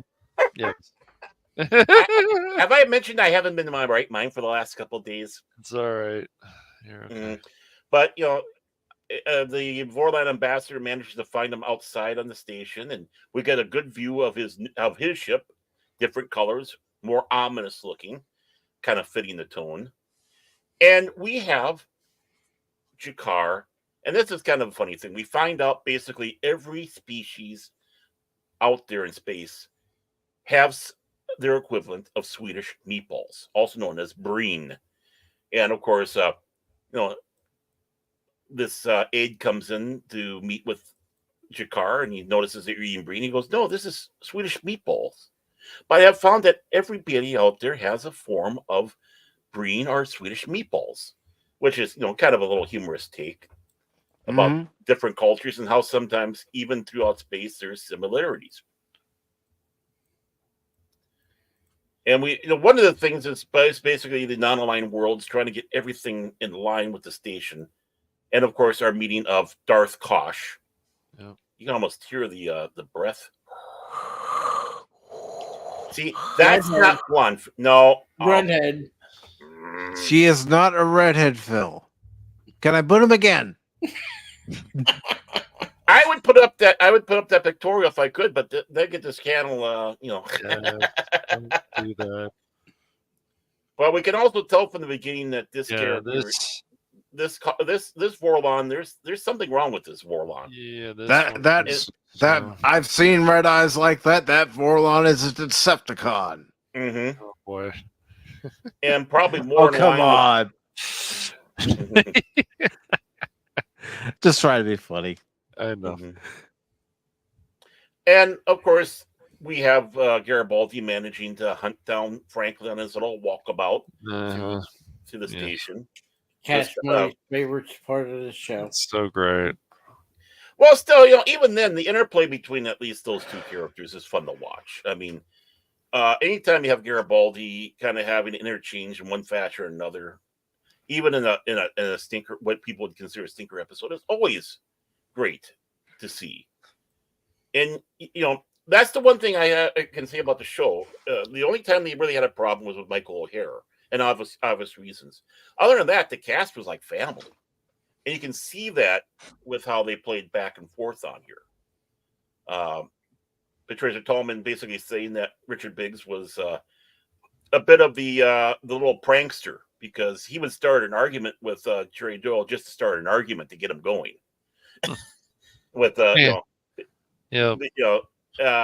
it's like he was like that prankster little brother that or older brother or whatever that just there that's a little bit of fun, and you can see that there is that true friendship through even with the acting. So that part at least it was nice to see.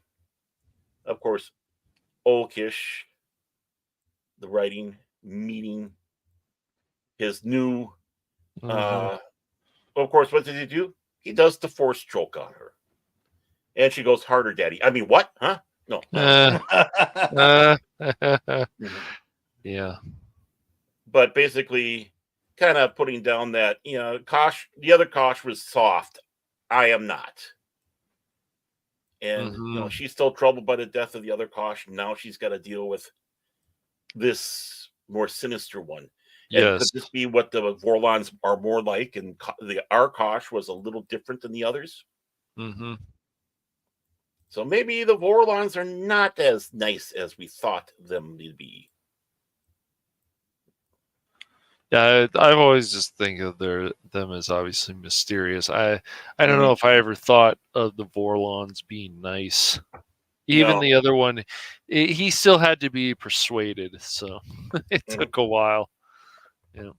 Well, he had to be persuaded because of what he was dealing with at home. Mhm. Plus, he knew that when something happened, it was be his death, Right. and he was afraid of that. Mhm. So, I mean, the persuasion was more sometimes even on that personal level. I don't want to go yet. They have more to teach you. Right. This rushing, you're rushing things. We will help, but it's at a certain time, which is a more understanding thing. But of course, Sinclair, Sheridan, I mean, is hot. He wants to get things going. Right. He's wanting to push things ahead. So, I mean, that was almost like a master pupil type of situation when the master is getting irritated with his student. But does he truly leave him fully behind? That's the question. Of course, we find down below Franklin finds this young singer who in real life is a singer, and they're kind of trying to promote her. And as always, they sing the same freaking song every time they're up on stage. Never hear anything other than one freaking song. Interesting looking actor. And I have to say this: she's pretty toothy too. So, going out having that good time. Basically, in some ways, it's a filler episode to help bring us in the new Kosh and to promote a woman's career and show us a little bit of Franklin's walkabout that he's on. Hey, is that Barf? Barf made an appearance. I didn't know they had mouths on Babylon 5. Bartholomew. We're gonna do a discussion on Spaceballs one of these days. Oh, we do. We absolutely friggin' got to. Oh, I didn't see this before, but yeah, you're absolutely right, Low Spec. Simpfest for Ivanova. Well, Yep, she looks good now, so yeah. She does. Yep. And and she's got a wry sense of humor. She's gone through some shit, and she's not gonna hold back on it. We got Lanier. Yes. But of course, Franklin that's the soundbite you need every time Claudia Christensen is shown on screen. Oh, there we go. Okay, that's I gotta find that clip. I gotta find a soundbite for that. Because Ivanova is God. She said that herself. Not the meaning blasphemy here, but it's little G God, or I should say goddess. But of course, he's getting to know this young lady, and her mouth seems fine, Baron. No, I didn't say. I'm just saying it's toothy. I know. It's just that wasn't a criticism, but you have some people that have the teeth and they're very prominent, and it's nothing against it or anything. It's genetics. Yeah, it leads to a nice smile, in my opinion. It really does. Look at that there. I mean, that doesn't look bad. It just it's prominent. Nothing wrong with a toothy smile, and of course you can kind of say, "Oh yeah, hamana. I'm going to have some dreams later on." And of course, he's reflected upon himself. Of course, Jakar with dealing with his little issues that he had on Babylon 5. Our lovely Leta Alexander dealing with her issues. But again, she goes to Mid Bay and they find out that she doesn't have, she's got a disease and she's not going to last long. Which, of course, no, is not what Franklin wants to know. And she opts to stay down below and continue her career, while Jakar is still finding his place with the Alliance. And, of course, the book of Jaquan. Jaquan. Right. Love that book. And, of course, Franklin gets lucky. Yep. Hama. Finally, he gets some tail. But we're going to have some shadow action, of course, in this story. Got to take care of business. Having Lita on board to help take care of that. Using her powers against the shadows, see if that would work. Bleeding. This is all part of course, Oglish plan to see what she can do against the shadow ships, because, of course, finding out that the psi powers actually are repulsive to them. Mm-hmm. And they have other telepaths on board to help try to take care of the issue and see what they can do. Can they beat the shadows? And this is exactly what they're trying to show. They can. And he finds his little honey pot there on the floor where he gets the diagnosis of what's going to happen to her.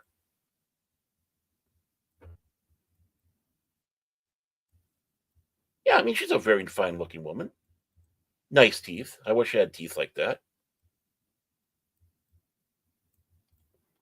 So, of course, we leave her down below singing as he continues on his walkabout down below.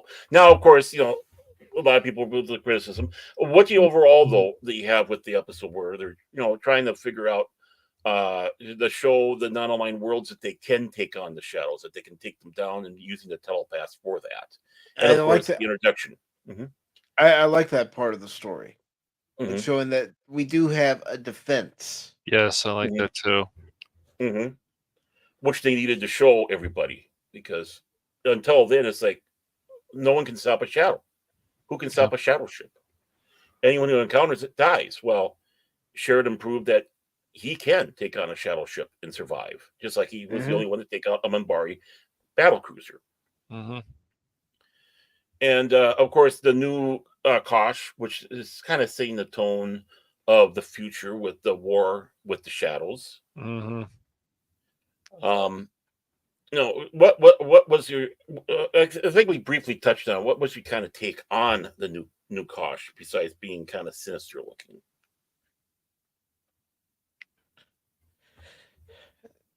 I think he's. Go ahead, Cash. Go ahead. All right. I would say that this Kosh is definitely more abusive to the minds, as we see with. I forgot her name. Lita. Yeah. Mm-hmm. Yes. What we see with her, that he is definitely a lot more abusive to people, and he does not care, because to him, he wants to get whatever he can. That's the way I interpret it, is always when I saw this other Kosh, that he was just abusive to minds. Mm-hmm. Well, he feels like he's just walking among pawns. You're just my pawns in this game.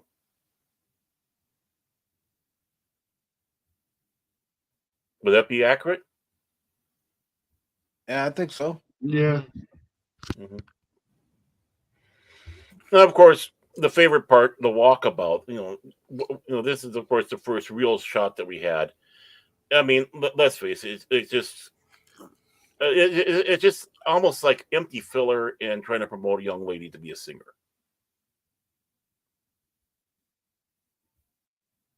Yeah, I mean, I can't add anything to that. Okay. Any last thoughts on this episode? Or anything we've already talked about? Watch the parts dealing with New Kosh, and also seeing if the telepaths can act as a defense to the shadow, and then do what you want with the walkabout part. Some people might like it, some people might think it's boring, but even that's still important to the character of Franklin. Right. It is a bit of a character builder. Get us a little bit into what that character is. Obviously Cash doesn't like it. I don't think Phil liked it either. I don't know. He's probably... I hated it. I'm not a fan of the walkabout stuff. Yeah.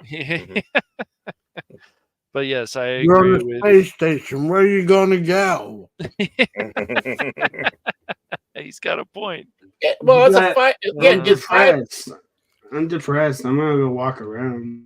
How long is it going to take you? I mean, I'm sure the station's pretty big, but not that big. Let's be honest. If somebody is going through something in their life, sometimes they need to drive somewhere and be in a certain area. We've all to been clear there. their head. We've been there, I guess, in a way.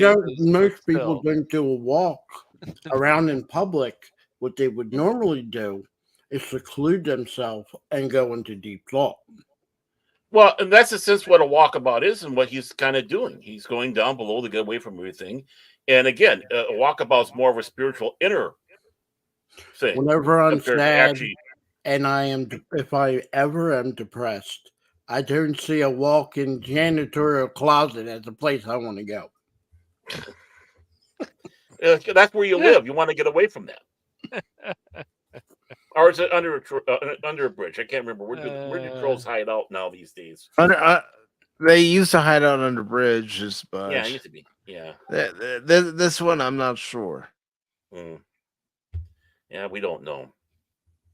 But again, there's a lot more to what a walkabout is than just walking through places. I mean, it kind of shows that he's not really necessarily traveling too far. It's just, again, having that get away and having that inner search for himself, trying to find himself again, trying to get his head straight. Exactly. So, which is the admirable thing, but really at this time, they're in the middle of a big war and all that, and you decide you want to go walk out, contemplate Billy Button, and shag singers down below. I would concede about the walkabout if he put on a spacesuit and walked around the space station on the outside. Something new, something different. Okay. But, he's doing this on purpose, people. He knows exactly what we're talking about. But once he gets on, he never gets off. See, the thing about the walkabout for this episode, too, and for Franklin to go into these areas is for us, the audience, to see different areas of Babylon 5 that we normally wouldn't see. Right. And we never really saw. Like next week, we get to see Grey 17. I mean, there's a very important section on Babylon 5. Mm-hmm. Mike can attest to that. What a waste of a great actor. That's all I'm gonna say. It was. Yeah, it was. Okay. Well, we're coming up to the end of this program. We have 4 more episodes, which would be pretty fast to get through because, even though there's some important stuff to it, it's the season finale that's really going to be the thing that turns our heads. Let's just put it that way. And remember that, this is Babylon 5 in a heartbeat compared to DS9. Yeah, well, I'm going to go build my own theme park with blackjack and hookers. In fact, forget the park. Yeah. That's a big difference. Okay. Before we go, I will pop up one at a time here. And any plans for this upcoming week? We're on Saturday, so we have next week starting out. So I hear there's rumors that there might be something on Sunday. I could be wrong. Yes, sir. This could be the Sunday edition of Pacific 4 Pop Talk. And I will be trying out Rumble Studio for the first time, so the show might be a little rough tomorrow. And all I ask is for everybody to bear with us as I work through all the kinks of Rumble Studios for the first time. And of course, that starts at 1 p.m. Eastern Time. That'll be 12 p.m. Central Time and 10 a.m. Pacific Time. Of course, on Tuesday, I will be playing more of Crisis Core Final Fantasy VII Reunion. And that'll begin at 6 p.m. Eastern Time, 5 p.m. Central Time, and 3 p.m. Pacific Time. And then, of course, there's the Wednesday edition of Pacific 4 Pop Talk at the same time. And then Thursday at the same time, I will be resuming Cuphead. It'll be part 8 of that gameplay. And then, well, after that, there won't be any streams on Pacific 4 until next Sunday. And you like that Cuphead because, hey, you die a lot in that game. And that's kind of your forte. You know what, Barrett? I'm serious here. I'm serious here. I'm proud of myself in this last playthrough of Transformers War for Cybertron. because I was playing it and I didn't realize I put it on this setting until after I beat it on hard for the first time. Wow. So I'm proud of myself being able to get through the game, even though I did die a lot. I'll admit, I did die a lot, but that was my first time playing the game on hard. You're gonna die, clown. Right. Yeah, I mean, I am a prime. I will not die. I will just come back over and over again. And I'm sure. There we go. And I'm sure we'll probably talk tomorrow about the passing of Tracy Torme. I suppose. I didn't even hear about that. Tracy Torme died a couple days ago. Yes, I think he's 64 in complications of diabetes. Yes. So. Oh, all right. Well, I will make sure to add that story to tomorrow's Pop Talk. Usually, no. Don't apologize. Don't apologize, Baron. Well, I'm not. I'm shocked. I really didn't know about it. So it didn't really make big news. It didn't really make that big news. I don't know why, but I don't. Yeah. Really, okay. What did that? What was that person in, Baron? He wrote the Big Goodbye and the Next Generation. Did work on Next Generation. Sliders. Oh, yeah. Sliders. That was a good show. Yeah. And he was also Mel Torme's son. Okay. I know who that man is. Yeah. The Velvet Frog. Because what we're going to talk about tomorrow on Pop Talk is we're going to talk about Paramount greenlighting Top Gun 3, which I'm just going to go ahead and say it. I don't think it's needed. No. That's just my opinion. Yeah. And we're also going to talk about Oppenheimer coming to Peacock next month. Oh, really? And we're going to also take a look at Masters of the Universe Revolution. Excuse me. What was that? Well, that's pretty much what I know I'm going to do as I watch the trailer. But I will have to pause that trailer quite frequently to avoid any copyright claims and copyright strikes. And yes, I could pause it, Cash, and we could slowly go through it. But I'll have to also be careful with that because some people have gotten copyright claims just for doing that too. On Rumble? Or we're gonna be on YouTube and Rumble. Yeah, but he's just using Rumble on Studio. Rumble, yeah. I just find out about this now. It's too late for me to go to the liquor store and get some booze. Yeah, it is. I might need to have a drink. Well, it's just Kevin Smith is another person, at least on my list, who I just shake my head and I go, dude, Clerks, Mallrats. Don't you love buff women? It's just he's changed so much. I remember when he said he loved the last Crisis on Infinite Earth. Is that and he said he liked it so much, and no, it's not. It's the worst one out of all of them. It's just certain things. He's like, this is the best of that. Shut up, Kevin Smith. Embarrassing. Just embarrassing. And please be careful when you shake your head. That chin can put someone's eye out. Only yours. Only. Okay. Space Jesus, aka Krit from Everest Productions. Do you have anything in mind for it? The orca that never quits. Just doing some videos coming out and still recovering, as you can tell from my my voice. So I'm hopefully. I want to do an Uno stream on VR chat sometime if people want to get on and play that game. So. Sounds like fun. Yeah, VR chat can be fun, but there's a lot of but Uno part. Oh, Uno, yeah, Uno. Definitely. Yeah, Phil, did the Uno?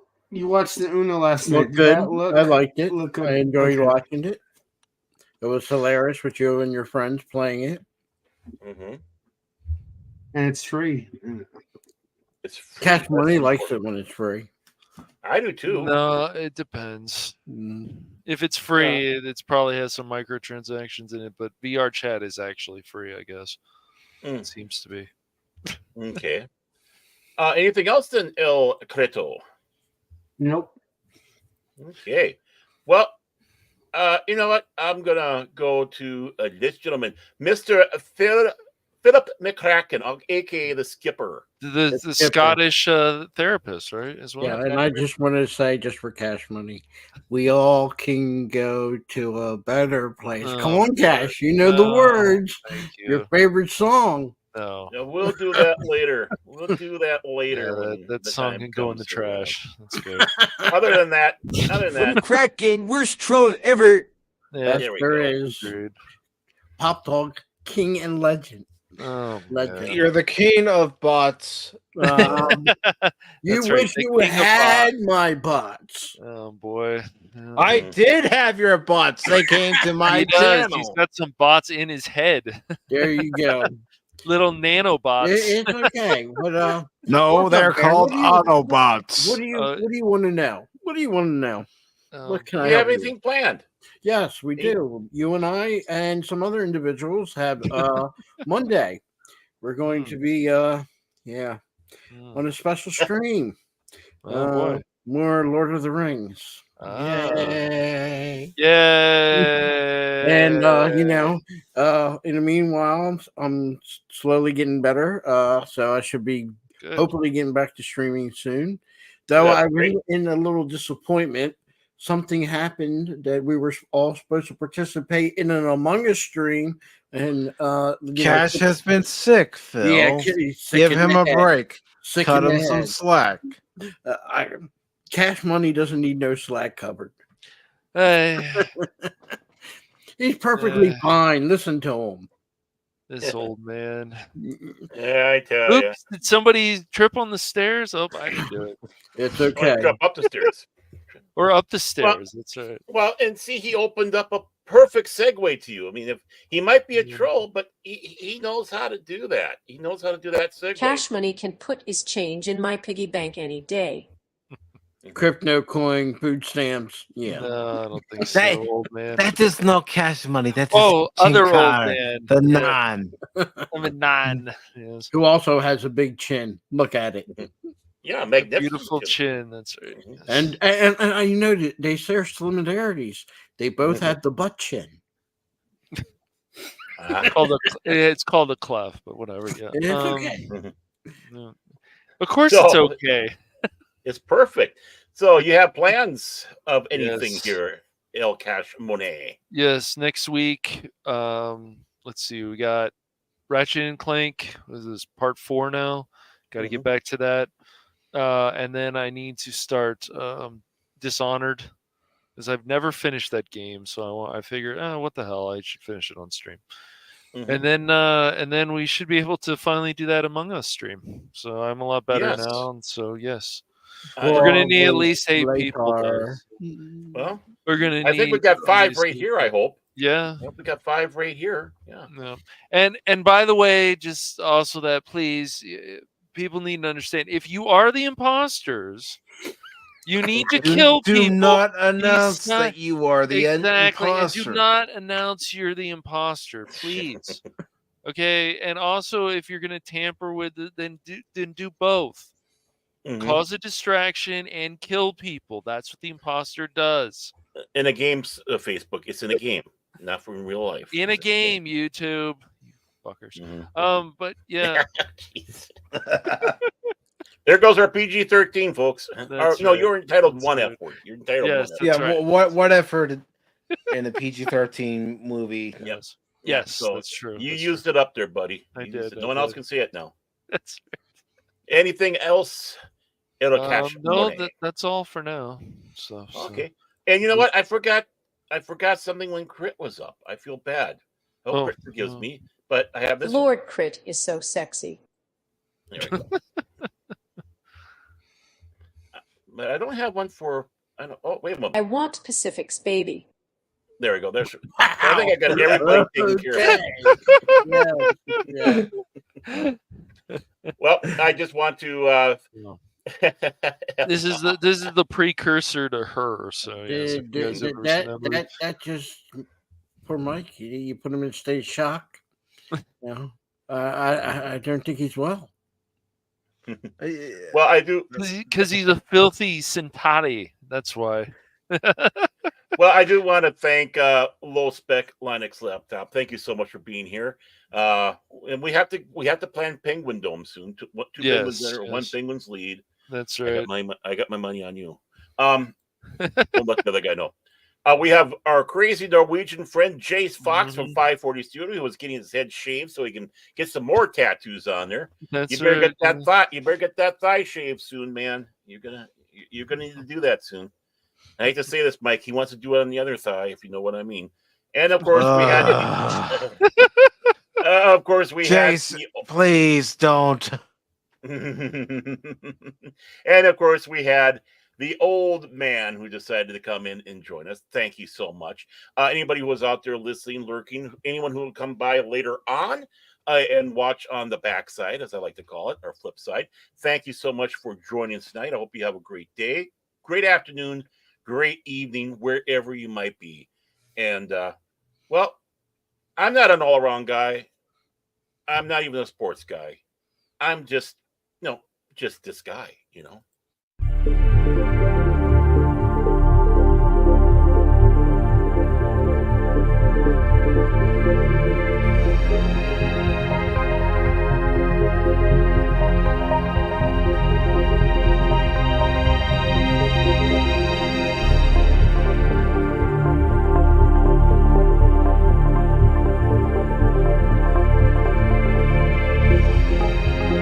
Updated 2024.